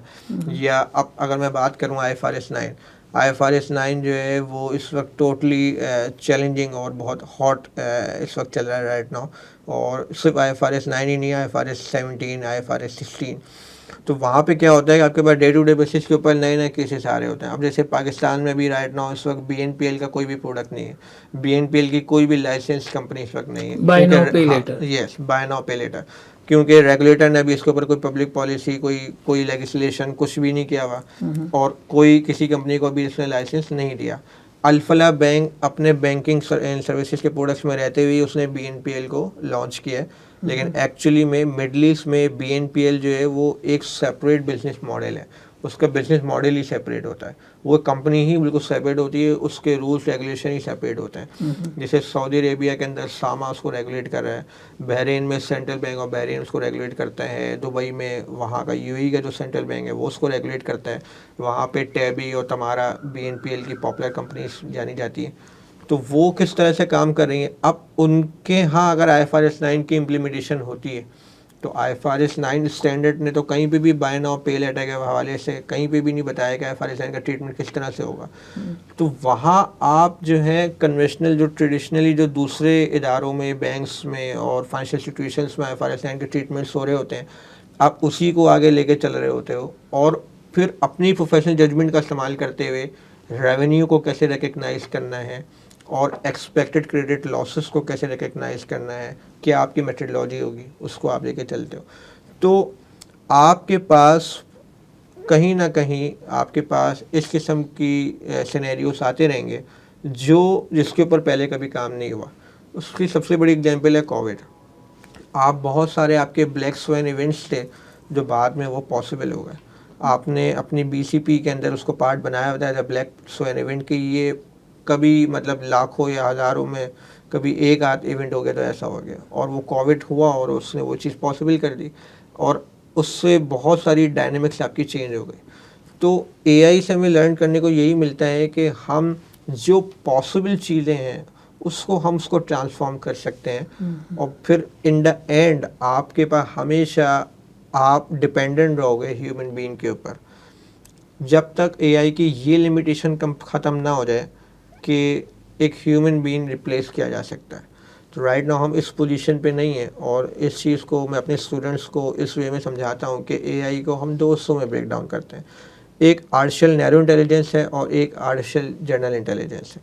नैरो इंटेलिजेंस वो जो इस वक्त आप राइट नाउ देख रहे हैं, आपके चारों तरफ, आपके स्मार्टफोन से लेके स्मार्ट वॉच से लेके हर चीज़ आपकी जो है वो एआई से ओरिएंटेड आपकी एप्लीकेशन है। और ये जो सारी चीज़ें हैं ये आर्टिफिशियल नैरो इंटेलिजेंस है। आर्टिफिशियल जनरल इंटेलिजेंस वो है जहाँ आप एक ह्यूमन को रिप्लेस कर सको, और उसमें हज़ारों साल लग सकते हैं। उसमें हमारा जो इस वक्त करंटली जो हमारी प्रोग्रेस है, जो हमारे पास करंटली इंफ्रास्ट्रक्चर है, हमारा जो इस वक्त पेस लेवल है, उसमें अभी बहुत सालों लग सकते हैं। और ऐसा नहीं है कि अगले 10-15 साल 50 साल बाद हम AGI को अचीव कर सकेंगे, ऐसा नहीं है। AGI को अचीव करने में हमें बहुत टाइम लग सकता है। तो उनके अभी हमारा इस वक्त करंटली जो इंफ्रास्ट्रक्चर है वो राइट नाउ इस पोजीशन में नहीं है कि हम AGI की कोई भी यूज़ केस पॉसिबल इस वक्त हम यहाँ पे ला सकें। इस वक्त जितने भी आपके पास एग्जांपल्स हैं, चाहे वो टेस्ला की सेल्फ ड्राइविंग कार्स हो, चाहे आपके नासा के प्रोजेक्ट्स हो, चाहे आपकी मेडिकल साइंस या कोई भी चीज़, चाहे वो साइबर सिक्योरिटी हो, व्हाटएवर, वो आपकी ANI में फॉल करती है, आर्टिफिशियल नैरो इंटेलिजेंस में। तो इस वक्त अगर मैं ANI की बात करता हूँ तो ANI जो है वो आपका एनी हाउ डिपेंडेंट है ह्यूमन बीइंग के ऊपर।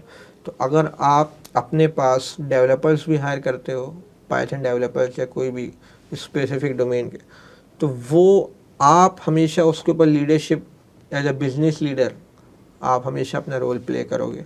whatever you are a business graduate from IBA, LUMS, Oxford, or whatever you are a chartered accountant from ICW, ACCA, ICAP, so you will always have a leadership role over these technical stuff. So, मुझे जो आपकी बात सुन के समझ में आती है बात वो ये है कि एक बिजनेस की रिक्वायरमेंट है। So there is this company जिसकी रिक्वायरमेंट है, जिसने डेली बेसिस पे बिजनेस चलाना है। एक प्योर टेक्नोलॉजी के लोग हैं जो टेक्नोलॉजी समझते हैं कि टेक्नोलॉजी किस तरह काम करेगी। इनके बीच में एक फंक्शनल कंसल्टेंट, फंक्शनल स्ट्रेटजिस्ट आता है जिसको बिजनेस की रिक्वायरमेंट भी पता है और जिसको 20-30% टेक्नोलॉजी काम कैसे करती है वो भी पता है।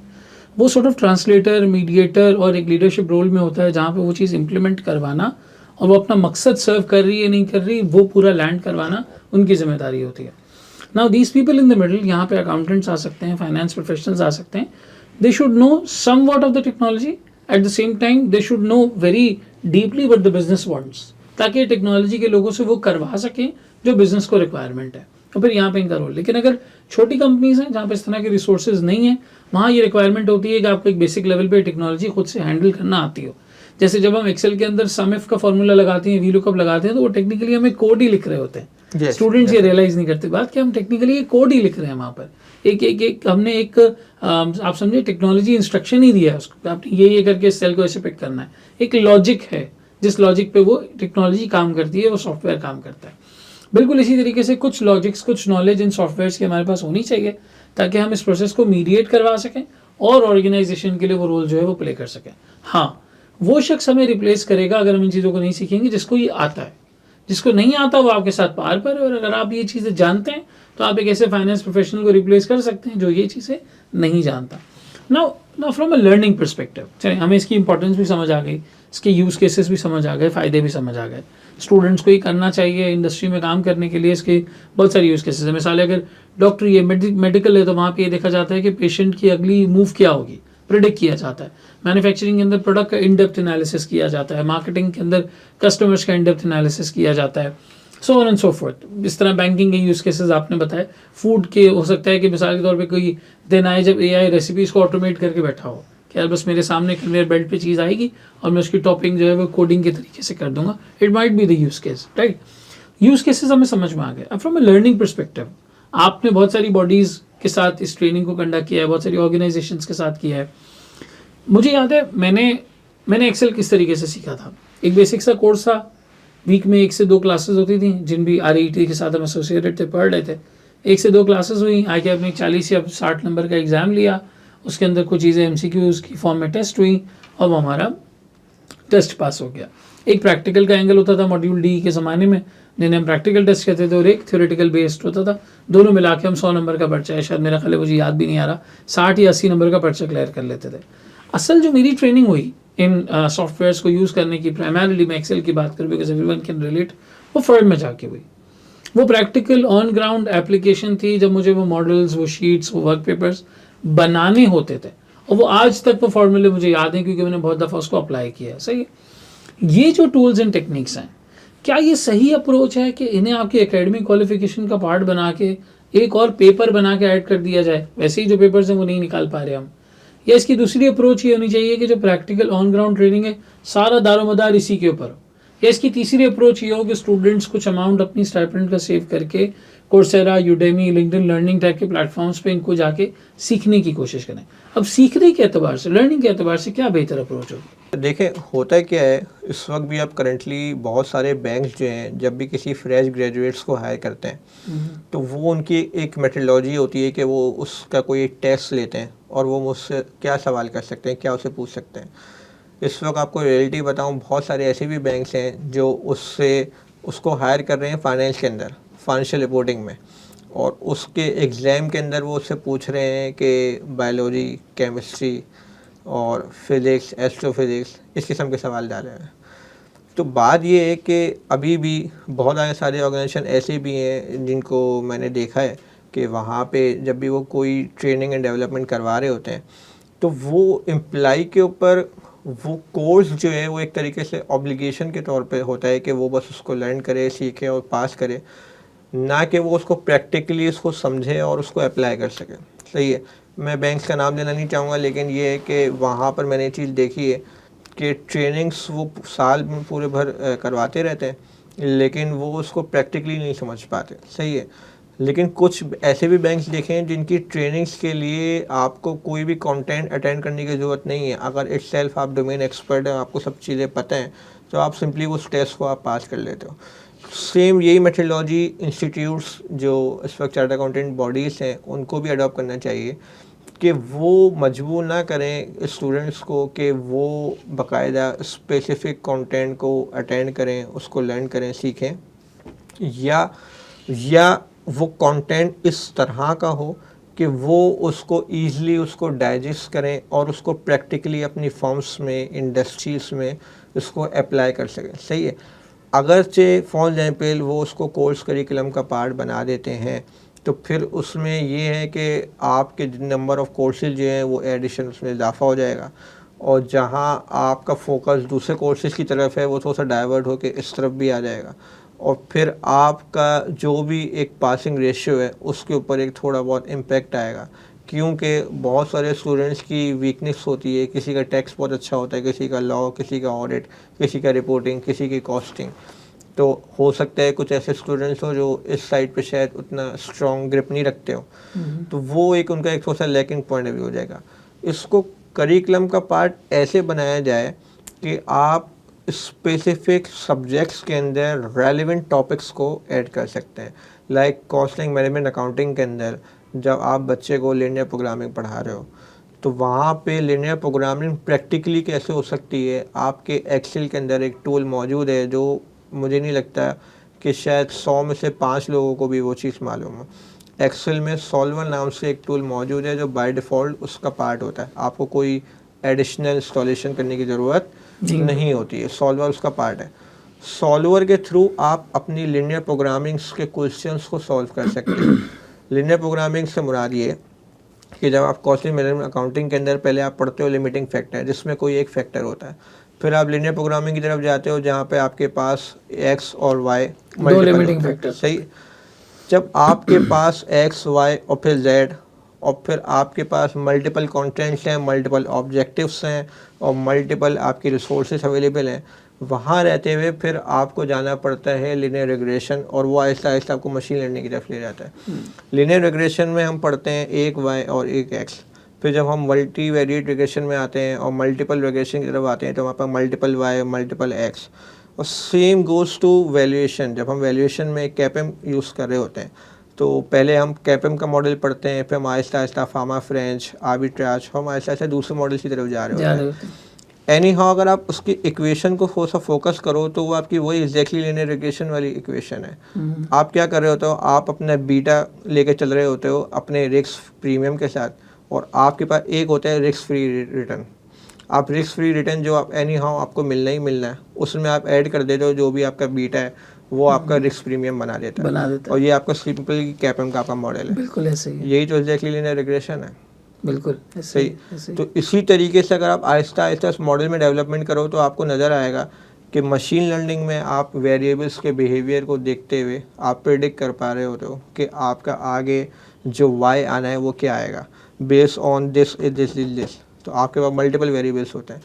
तो इसकी एग्जांपल आपको हर जगह नज़र आएगी। आप चाहे वैल्यूएशन में पढ़ो, चाहे आप उसको प्रोग्रामिंग लिमिटिंग फैक्टर में पढ़ो, कि लेट्स से कैपिटल बजटिंग पढ़ाई जाती है, उसमें आपको 100 बिलियन का प्रिंसिपल अमाउंट दे रही है कि अब आप उसको इन्वेस्ट करो, आपके पास मल्टीपल प्रोजेक्ट्स हैं। तो आप मल्टीपल प्रोजेक्ट्स की एनपीवी आईआर निकाल के फिर देखते हो कि पर कंट्रीब्यूशन क्या एनपीवी बन रही है, आईआर क्या आ रहा है, उस हिसाब से उसकी अमाउंट को एलोकेट करते हो। तो इस चीज़ों के लिए एक्सेल में टूल्स मौजूद हैं, लेकिन आप उससे वाकिफ़ नहीं है। आप गोल सीक को भी नहीं जानते, आप सॉल्वर को नहीं जानते, आप सिनेरियो एनालिसिस को नहीं जानते। ये सारी बाय डिफ़ॉल्ट है। और वो टूल्स जिनका हम तस्करा कर रहे हैं, एसक्यूएल हो गया, पावर बीआई हो गया, पाइथन हो गया, सोचें वो तो नेक्स्ट लेवल है। पावर बीआई में आप अपना वॉट इफ एनालिसिस का इस्तेमाल करते हुए आप मॉन्टे कार्लो सिमुलेशन कर सकते हैं, आप सेंसिटिविटी एनालिसिस कर सकते हैं। आप जब कोई भी रिस्क को एड्रेस कर रहे होते हैं तो वहाँ पर आप अपने मॉडल की स्ट्रेस टेस्टिंग कर रहे होते हैं। बैंक्स के अंदर स्ट्रेस टेस्टिंग के फ्रेमवर्क्स हैं, वहाँ पर हम अलग अलग रिस्क की स्ट्रेस टेस्टिंग कर रहे होते हैं, क्रेडिट रिस्क की, मार्केट रिस्क की, ऑपरेशनल रिस्क की। और सिर्फ स्ट्रेस टेस्टिंग बैंक की ही नहीं, इंश्योरेंस कंपनीज की भी होती है, नॉन लाइफ और लाइफ इंश्योरेंस कंपनीज की। तो आप हर जगह इन टूल्स को रिलेट कर पाएंगे और वहाँ पर आप उन टूल्स को उन स्पेसिफिक मॉड्यूल्स या चैप्टर का पार्ट बना सकते हैं। तो अब अगर ब्रेक इवन बच्चे को पढ़ाया जा रहा है तो ब्रेक इवन से रिलेटेड जो भी उसको रेलेवेंट कॉन्टेक्स्ट में एआई से रिलेटेड जो चीज़ बनती है वो उसका पार्ट बना सकता है, ना कि वो एक सेपरेट कोर्स करिकुलम में एक सेपरेट पेपर ऐड कर ले। सेम गोज़ टू अगर वो बीएफडी पढ़ा रहा है तो बीएफडी में बच्चे को शुरू में कैपम इसलिए पढ़ाया जाता है कि पता चलेगा कैपम में क्या लिमिटेशन है। कैपम जो है वो बहुत सारी चीज़ें एज्यूम कर रहा होता है। अगर उसको मॉडल यानी मिलर का मॉडल पढ़ाया जा रहा है तो उसको पता हो कि यार इसके अंदर क्या क्या जम्पशंस हैं। अगर उसको आगे बताया जा रहा है कि हम जो है इक्विटी की वैल्यूएशन इस तरीके से करते हैं, या बॉन्ड की ड्यूरेशन, मैक्रो ड्यूरेशन वगैरह, तो इनकी क्या लिमिटेशन, तो वहाँ पे ये सारी चीज़ें ऐड की जा सकती हैं और उसको पढ़ाया जा सकता है। और यही चीज़ CFA कर रहा है। CFA ने लेवल 1 और लेवल 2 में जो मशीन लर्निंग के चैप्टर्स को ऐड किया है वो टोटली अपने कॉन्टेक्स्ट से जो रिलेट बनता था उन्हीं को ही उसने ऐड किया और उसको प्रैक्टिकली अप्लाई करके भी बताया है कि आप जो वैल्यूएशन कर रहे होते हो उसको अगर मशीन लर्निंग की बेसिस के ऊपर वैल्यूएशन करो तो किस तरीके से की जा सकती है। और उसके लिए उन्होंने एक पाइथन का एक मॉड्यूल ऐड किया है जो उसको करना पड़ता है लेवल 2 के शायद दौरान में या उसके बाद, उसको एनी हाउ वो उसके कोर्स का पार्ट है कंपलसरी। और इसी तरीके से और भी दूसरी क्वालिफिकेशंस हैं जिसमें बच्चा जो है वो आर लैंग्वेज और पाइथन लैंग्वेज पढ़ रहा होता है, इसीलिए ताकि वो अपने प्रोफेशन में रहते हुए उस चीज़ को परफॉर्म कर सके। तो इंश्योरेंस के अंदर एक्चुअरीज जो है किसी ज़माने में आर लैंग्वेज इस्तेमाल करते थे, लेकिन आर लैंग्वेज की अपनी लिमिटेशंस हैं, तो वो अब आहिस्ता आहिस्ता पाइथन और दूसरे टूल्स की तरफ भी आ रहे हैं। तो why not chart accountant? Chart accountant भी जो हैं वो उनके इंस्टीट्यूट्स की रिस्पॉन्सिबिलिटीज़ हैं कि वो उसके कोर्स करिकुलम को उस तरह से डिज़ाइन करें कि अगर बच्चा टैक्स पढ़ रहा है, IFRS 9 पढ़ रहा है, ऑडिट पढ़ रहा है, ऑडिट में आपके पास बहुत सारे प्रोसीजर्स होते हैं, उसमें आप एनालिटिकल प्रोसीजर एक वन ऑफ आपका सब्सटेंटिव प्रोसीजर है, और उस एनालिटिकल प्रोसीजर में आप इन टूल्स को कैसे एडॉप्ट कर सकते हैं, कैसे उसको एनालाइज कर सकते हैं। आप सिर्फ फाइनेंस का ऑडिट नहीं कर रहे होते, बाय द वे आप पूरी ऑर्गेनाइजेशन का ऑडिट कर रहे होते हैं। तो उसमें आप किसी मैन्युफैक्चरिंग इंडस्ट्री में जाएंगे या किसी एयरपोर्ट, फॉर एग्जाम्पल आप किसी एयरपोर्ट यानी कि ऐसे लंदन एयरपोर्ट है या for example civil aviation authority है, तो अगर आप ऐसे इदारों का ऑडिट करते हैं तो वहाँ पर आपको बहुत सारी चीज़ें लर्न करने को मिलती है, सीखने को मिलती हैं। आप आउट ऑफ द बॉक्स सोचते हो कि अच्छा ये भी हो सकता है, ये भी हो सकता है। तो वहाँ पे फिर आपको ये टूल्स आपको हेल्प करते हैं और प्रैक्टिकली ये चीज़ें हो रही हैं। वेस्ट के अंदर आप वहाँ पे देखोगे तो चार्टर्ड अकाउंटेंट जो है वो अपने डोमेन से बाहर जाके बहुत सारी चीज़ें कर रहा होता है इन टूल्स का इस्तेमाल करते हुए। यानी आपकी बात से मैं ये समझ पा रहा हूँ कि अगर फॉर एग्जांपल आज पढ़ाया जा रहा है एक टॉपिक को और उस टॉपिक को पढ़ाते हुए हम कलम कागज़ का इस्तेमाल कर रहे हैं या उसे किसी एक डिजिटल स्क्रीन पे बस लिख के पढ़ रहे हैं और बस एक बेसिक टूल के ऊपर उसको पढ़ रहे हैं, तो हमें उसको करने का एक बेहतर तरीका नहीं पता। अगर हम इन टूल्स को हमारे कोर्स करिकुलम के पार्ट, मतलब जो पेपर देने का तरीका है या पढ़ने का तरीका है, उसी का अगर हिस्सा बना दें, यानी मिसाल के तौर पे अगर हम वैल्यूएशन कर रहे हैं तो वही हम एक ऐसे प्लेटफॉर्म पे करना सिखाएं, एग्ज़ाम भी उसी प्लेटफॉर्म पे कंडक्ट करें जो एक्चुअली हमें इंडस्ट्री में इस्तेमाल करना होगा, तो वो स्टूडेंट के लिए बड़ी एक लर्निंग इनहांस होगी। होता ये है कि जब स्टूडेंट एक गाड़ी चलानी कैसे वो सीख रहा होता है तो हम उसे मैनुअल गाड़ी में बिठा देते हैं और फिर जैसे ही वो इंडस्ट्री पहुंचता है तो उसे पता चलता है कि भाई मैंने तो स्पोर्ट्स कार से डील करना है। अब वो स्पोर्ट्स कार की सारी फंक्शनैलिटी फीचर्स वगैरह समझने में बहुत टाइम लग जाता है और कोई और आके टेकअप कर लेता है जिसको वो फीचर्स पता है। बिल्कुल ऐसी ही पढ़ाई और उस पढ़ने के अंदाज में इन टूल्स को डे वन पे या इनिशियल लेवल पे अगर इनकलकेट कर दिया जाए, इम्बेड कर दिया जाए, तो वो आगे जाके इस्तेमाल करना रिलेटिवली बहुत आसान हो सकता है और इंडस्ट्री और एकेडमिया का जो गैप है वो काफ़ी हद तक इस हवाले से जो है वो ब्रिज हो जाएगा। अग्रीड, मैं आपकी बात जो है वो समझ गया। अब हमने फॉर एग्जांपल इस फील्ड को अगर मैं फ्रॉम अ मॉनेटरी पर्सपेक्टिव देखूं, बिल्कुल कि भाई अगर एक चार्टर्ड अकाउंटेंट है वो इस तरह के स्किल्स को सीखता है, समझता है और फिर आगे जाके इंडस्ट्री में काम करने के लिए जाता है, तो from a progress perspective, progress, development, remuneration, promotion, वहाँ पे आप उसके करियर को अपलिफ्ट होता हुआ कैसे देखते हैं? फॉर एग्जांपल आपने शेयर किया कि आप इस वक्त एक सऊदी अरेबिया के फिनटेक के साथ काम कर रहे हैं, you're in a managerial role over there, तो लाजमी सी बात है आपकी ये जो पीछे स्टडी थी, रिस्क मैनेजमेंट की जो टेक्निक्स थी, डेटा का जो सारा बैकग्राउंड था, that basically help you land with a fintech company. अब फिनटेक तो अगले 20 साल 30 साल की जर्नी है ना, मतलब they are the emerging banks now, जो आउटडेटेड हो चुके हैं जो बैंकिंग सिस्टम, एक वक्त आएगा ये कोडैक की तरह और नोकिया की तरह बाहर हो चुके होंगे जिनको आज हम जानते भी नहीं। आप आज के जेनजी को या जो अब दुनिया में बच्चे जो है बाहर हैं उनसे पूछें तो आप उनको नोकिया नहीं पता, उनको कोडैक नहीं पता। देयर स्टोरीज नाउ, वो किसी किताब में पढ़ेंगे क्या ये कंपनी हुआ करती थी। तो फिनटेक कंपनीज हैं, जैसे स्टारबक्स का वॉलेट सिस्टम है, these systems are replacing banks now, right. तो आप from a development perspective chartered accountant के लिहाज से इसको कैसे देखते हैं? कितना उनके करियर में प्रोग्रेशन आ जाएगी या क्या उन्हें उसके जो है वो बेनिफिट्स हासिल हो सकते हैं? एंड इफ़ यू कैन, मुझे पता है थोड़ी मटीरियलिस्टिक बात हो जाएगी, लेकिन even if you can quantify that, आप क्वान्टिफाई करके भी बता सकते हैं। अच्छा देखें, थोड़ा सा इसका बैकग्राउंड लेके चलना पड़ेगा। हाँ, बैकग्राउंड ये है कि जो मैं स्टूडेंट्स को पढ़ाता हूँ, जो गार्टनर मॉडल्स हैं और आईकैप के कोर्स करिकुलम का भी पार्ट है डेटा एनालिटिक्स का, उसमें ये होता है कि हम जब एनालिटिक्स को स्टडी करते हैं, डेटा एनालिटिक्स को, तो उसको हम 4 एम्बिट में डिस्ट्रीब्यूट कर देते हैं। सही है। एक है हमारा डिस्क्रिप्टिव एनालिसिस, यानी कि जब भी हम लैंड करते हैं इंडस्ट्री में, तो जैसे आपने बताया कि हम रिपोर्टिंग लाइन में इंडस्ट्री लैंड करते हैं, तो वहाँ पर हम जो एनालिसिस कर रहे होते हैं वो हम शुरू में करते हैं डिस्क्रिप्टिव यानी कि टोटली हिस्टोरिकल इन्फॉर्मेशन को हम एनालाइज कर रहे होते हैं।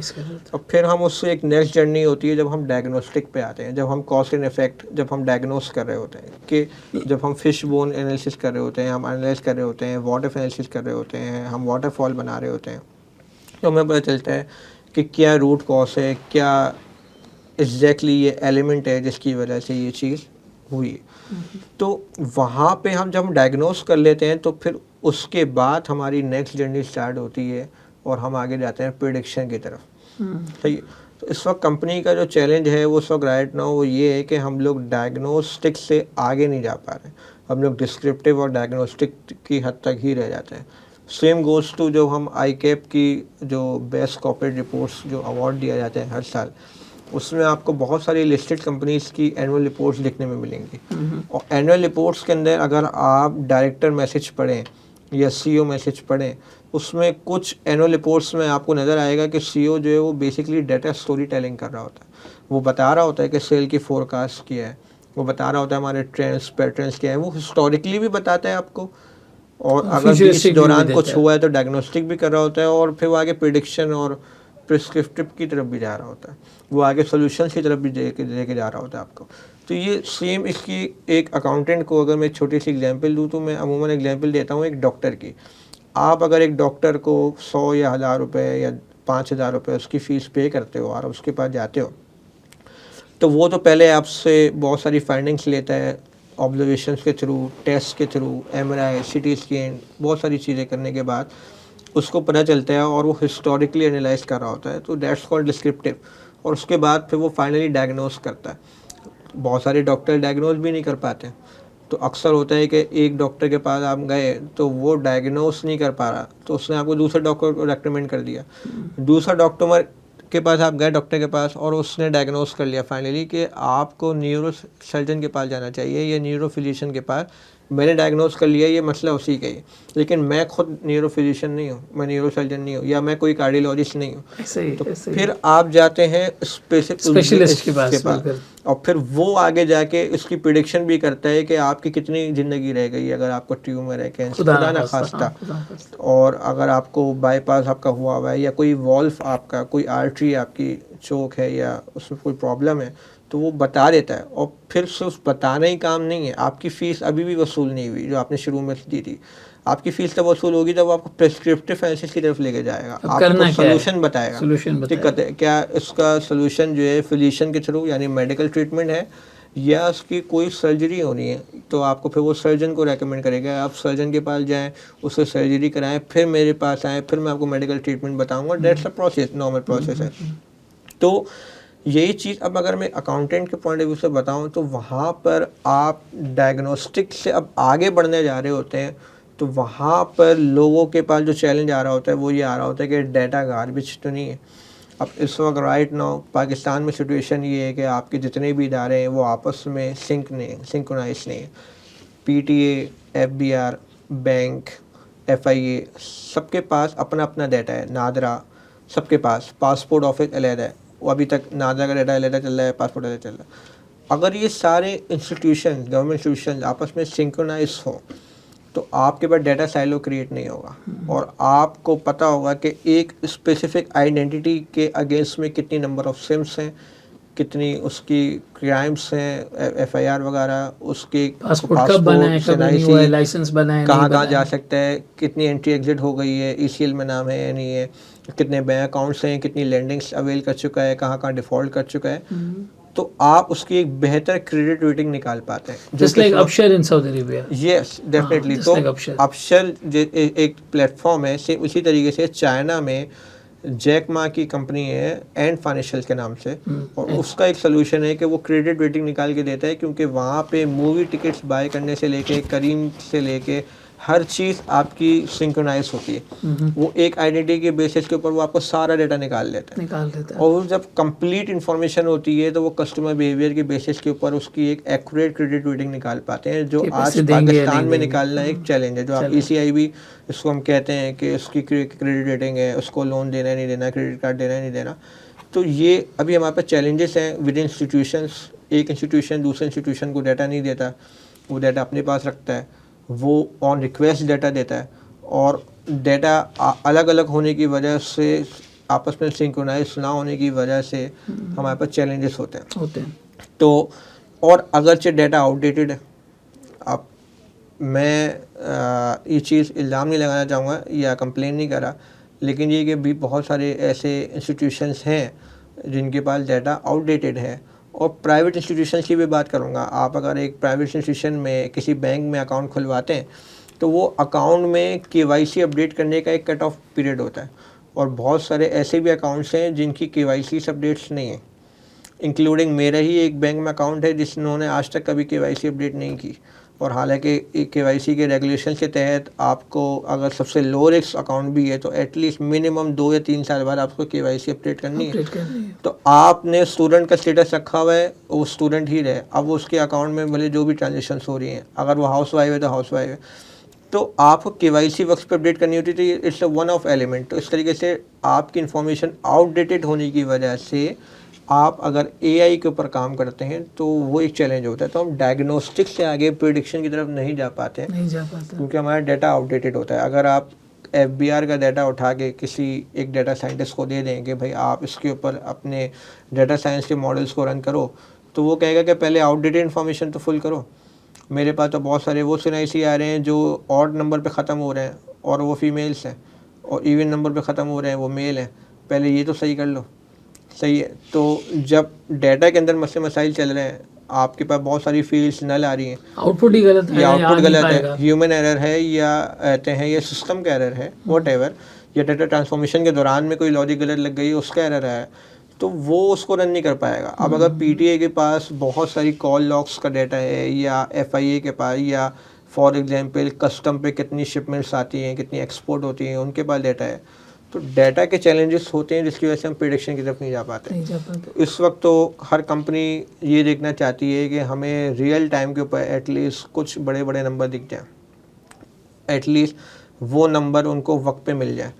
तो रियल टाइम रिपोर्टिंग ही अभी हमारा चैलेंज है। प्रिडिक्शन की तरफ तो हम आगे जाना मुश्किल है, हमारे पास रियल टाइम रिपोर्टिंग नहीं हो पा रही है। हर कंपनी का सीईओ या हर कंपनी, यानी अगर मैं बैंक की बात करूं तो बैंक का जो सीईओ या सीआरओ होता है, वो चाहता है कि उसका जो आपका कार है, कैपिटल एडिक्वेसी रेशो, और जो उसकी कहते हैं दूसरे जो रेशोस है, एलसीआर, लिक्विडिटी कवरेज रेशो हो गया, या एनएसएफआर हो गया, ये जो मोटे मोटे मैट्रिक्स होते हैं किसी भी कंपनी के, इंश्योरेंस कंपनी हो गई या कोई भी आप इंडस्ट्री उठा लें, तो उसके कोई ना कोई केपीआई, कोई ना कोई मैट्रिक्स आपको नज़र आएंगे। वो चाहता है कि वो matrix by the end of closing, for example quarter close हुआ है या मंथ क्लोज हुआ है, उसके वेरी नेक्स्ट डे उसको वो नज़र आ जाए। लेकिन मैनेजमेंट स्ट्रगल में लगी हुई होती है, उसको नंबर बनाने में लगती है। एक छोटा सा नंबर है कार, फॉर एग्जाम्पल 12% है, 12.5, 12.6, उस एक छोटे सी परसेंटेज को बनाने में पूरा एक हफ्ता लग जाता है किसी भी एक बैंक को।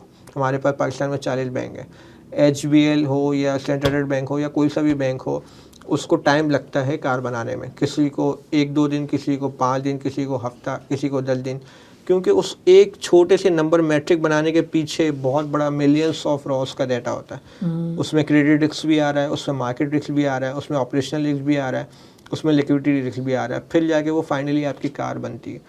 तो वो एक लंबा प्रोसेस होता है, उसमें डाटा ट्रांसफॉर्मेशन आपकी हो रही होती है, उसमें आप बहुत सारे सिनेरियोस अप्लाई कर रहे होते हैं, और फिर उसके बाद फाइनली जाके आपका वो मैट्रिक पॉपुलेट हो रहा होता है। तो वो रियल टाइम रिपोर्ट होना चाहिए। और आप वेस्ट में जाएं, वेस्ट में तो बड़ी बड़ी स्क्रीन्स लगी हुई होती हैं, और वहाँ पे रियल टाइम में केपीआईस मैट्रिक्स रिपोर्ट हो रहे होते हैं।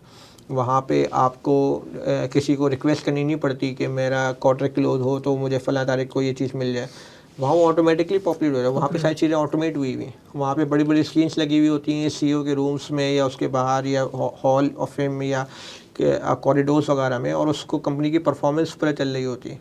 वो अपने मोबाइल, स्मार्टफोन, एप्पल टैबलेट में एनी टाइम वो रियल टाइम इंफॉर्मेशन डायग्नोस कर रहा होता है, देख रहा होता है कि क्या चल रहा है। फिर नेक्स्ट आ जाता है प्रेडिक्शन। हम प्रेडिक्शन कर रहे होते हैं, फोरकास्टिंग कर रहे होते हैं, और फिर हम आगे जा रहे होते हैं अपने प्रिस्क्रिप्टिव की तरफ। तो एक अकाउंटेंट जो है जब अपना रोल प्रोग्रेस शुरू करता है किसी भी इंडस्ट्री में, तो वो शुरू करता है डिस्क्रिप्टिव से, और फिर वो आहिस्ता आहिस्ता डायग्नोस्टिक में, फिर रियल टाइम रिपोर्टिंग, और फिर वो प्रेडिक्शन, और फिर प्रिस्क्रिप्टिव की तरफ जा रहा होता है। तो वैसे वैसे उसके कैरियर में भी प्रोग्रेस आ रहा होता है। अगर एक अकाउंटेंट किसी इंडस्ट्री में जाता है और बहुत सारे मल्टीपल फैक्टर्स, मल्टीपल एलिमेंट्स की वजह से वो डिस्क्रिप्टिव भी मुकम्मल नहीं कर पा रहा है, या डायग्नोस्टिक भी मुकम्मल नहीं कर पा रहा, वो डायग्नोस नहीं कर पा रहा है, वो फेल हो गया है किसी भी चीज़ को डायग्नोस करने में, तो हाउ यू कैन इमेजिन कि वो अपने कैरियर में प्रोग्रेस कर पाएगा। तो उस अगर वो इन टूल्स का इस्तेमाल करता है, और सिर्फ टूल्स ही नहीं होते, सिर्फ बहुत सारे फैक्टर्स होते हैं, कंपनी का एनवायरनमेंट भी डिपेंड करता है, टॉक्सिक एनवायरनमेंट है, लाइन मैनेजर कौन है, किसकी क्या कितनी हैं इन्वॉल्वमेंट है कंपनी के उसमें, तो वो भी सारी चीज़ें मैटर करती हैं। Not only this, but career progression के अंदर आपके प्रोग्रेशन यहीं से स्टार्ट होती है। आप डिस्क्रिप्टिव से स्टार्ट करते हैं और आज आप डिस्क्रिप्टिव पे जाते हैं, और ये सिर्फ अकाउंटेंट के लिए नहीं है, ये हर डोमेन में आपको नज़र आएगा। एचआर में भी आपको एक बंदा नज़र आएगा जो ये सारी चीज़ें कर रहा होता है। जस्ट लाइक फाइनेंस में आज से 10 साल पहले FP&A नाम की कोई चीज़ नहीं थी, ये आज आपको नज़र आ रही है हर कंपनी में। FP&A फाइनेंशियल प्लानिंग एनालिस्ट, या फाइनेंशियल एनालिस्ट, या फाइनेंस बिजनेस पार्टनर, FBR, आपको इस किस्म के रोल्स हो सकता है, माइट बी पॉसिबल 10 साल पहले हो पाकिस्तान में, लेकिन मैं इससे वाकिफ़ नहीं हूँ। मैंने ये रिसेंट में रोल्स लास्ट 5 ईयर्स के अंदर बिल्कुल ऐसा ही है, ऐसा ही है। एक्चुअली में FP&A is a data analyst with in a finance department. वो डाटा एनालिस्ट है, उसका काम ही यही है, वो डाटा को लाता है, स्टोर करता है, उसकी स्टोरेज मैनेज करता है, उसको प्रोसेस करता है, ट्रांसफॉर्म करता है, उसमें से हिडन इंसाइट्स को डेवलप करता है, पैटर्न्स हाईलाइट करता है, ट्रेंड्स प्रोड्यूस करता है और आगे मैनेजमेंट को हॉलिस्टिकली विजुलाइज करके प्रेजेंट करता है, एक बड़ा व्यू देता है। पावर बीआई के अंदर, टैबल्यू के अंदर, क्लिक सेंस के अंदर। तो बेसिकली ये जो स्टोरी टेलिंग कर रहा है, उसकी जर्नी स्टार्ट हुई कहीं से और जर्नी ख़त्म हो रही है कहीं पे, एंड टू एंड। तो वो एंड टू एंड जो काम कर रहा है वो बेसिकली डाटा एनालिटिक्स का काम कर रहा है और वो एक्चुअली में वो डाटा एनालिस्ट है with in a finance department. हाँ, अब उसका रोल जो है वो हाईलाइट हो रहा है FP&A, फाइनेंशियल प्लानिंग एनालिस्ट। तो अब आप जितनी भी कंपनीज में जाएंगे उसमें FP&A के लिए जिन लोगों को लिया जा रहा है, मैं ये नहीं कह रहा कि किसी कंपनी में MBAs को हायर कर रहे हैं या किसी कंपनी में चार्टर्ड अकाउंटेंट्स को हायर कर रहे हैं, लिया उनको जा रहे हैं जो इन टूल्स और स्किल्स के साथ वेल वर्स हैं, फेमिलियर हैं और वो जानते हैं कि डाटा स्टोरी टेलिंग किस तरह से की जा सकती है, किस तरह से इंसाइट्स प्रोड्यूस किए जा सकते हैं। और अब तो ये डिपार्टमेंट इंडिपेंडेंट कर दिया है, जो इंडिपेंडेंट रिपोर्ट करता है डायरेक्टली CFO को, उसको फाइनेंशियल कंट्रोलर से हटा दिया। Financial reporting, tax management reporting, इन सबसे अलग कर दिया। और ये वो डिपार्टमेंट है जो पूरे इंटायर कंपनी की स्ट्रेटजी यहीं से ड्राइव फॉर्म होती है, यहीं से होती है, चाहे वो IT हो, चाहे वो HR हो, चाहे वो मार्केटिंग हो, कोई सा भी डिपार्टमेंट जो कस्टमर फ्रंट हो या बैक ऑफिस हो, उसकी स्ट्रेटजी यहाँ से फॉर्मुलेट होती है, यहाँ से ड्राइव हो रही होती है। और ऐसे डिपार्टमेंट्स में जिन लोगों को हायर किया जा रहा है वो मैंने आपको बता दिया। बहुत अच्छी कॉन्वर्सेशन रही अली। हमने इस फील्ड को थोड़ा सा डायग्नोस करने की कोशिश की कि क्या क्या है, किस तरीके से करियर एस्पिरेशंस आती हैं और स्टूडेंट्स इससे जो है वो कैसे मतलब फ़ायदा भी उठा सकते हैं आगे जाके, और इंस्टीट्यूट को प्राइमरीली क्या करना चाहिए इसको करिकुलम में ऐड करने के लिए। बड़ा अच्छा लगा आपसे इस सब चीज़ों के बारे में बात करके। It was very wonderful conversation between us. हम कोशिश करेंगे कि इसकी किसी एक पर्टिकुलर चीज़ के ऊपर एक फर्दर फॉलो ऑन पॉडकास्ट भी रख सकें, डिस्कशन रख सकें, जिसमें हम किसी एक पर्टिकुलर चीज़ को पिक करके थोड़ा सा उसमें डीप डाइव करते हैं। बहुत सारे स्टूडेंट्स, बहुत सारे viewers, chartered accountants, I hope आप सबको इस कॉन्वर्सेशन से जो है वो बहुत ज़्यादा फ़ायदा हुआ होगा। इस फील्ड के बारे में अमूमन लोगों के बहुत सारे सवालात होते हैं, बहुत सारी क्वेरीज होती हैं, तो आई होप आपको सबको समझने का मौका मिला होगा। फिनटेक, इसके बाद एक फॉलो ऑन डिस्कशन हो सकता है कि how these industries basically work और फिर ये आगे कैसे प्रोग्रेस करती हैं टुवर्ड्स ब्लॉकचेन, पेमेंट सिस्टम और वो सारी बात। मे बी उसके ऊपर हम एक आगे जाके फॉलो ऑन डिस्कशन इंशाल्लाह ज़रूर रखेंगे, लेकिन उसके लिए ज़रूरी है कि आप अपने सवालात, अपने कमेंट्स, अपना फीडबैक हमें ज़रूर बताएं। Did you like the conversation? आपको क्या लगता है इसके बारे में? क्या सवालात और ऐसे हैं जो फिनटेक और इस तरह की इंडस्ट्री से रिलेटेड होने चाहिए या फर्दर फ्यूचर पॉडकास्ट में हमें जो है वो आपके लिए कवर करने चाहिए? तो आप लोग ज़रूर बताइएगा और इंशाल्लाह ताला हम नेक्स्ट वीक ऐसी ही एक कॉन्वर्सेशन के साथ दोबारा आपके सामने मौजूद होंगे। थैंक यू सो मच, अपना ख्याल रखिएगा। अल्लाह हाफ़िज़।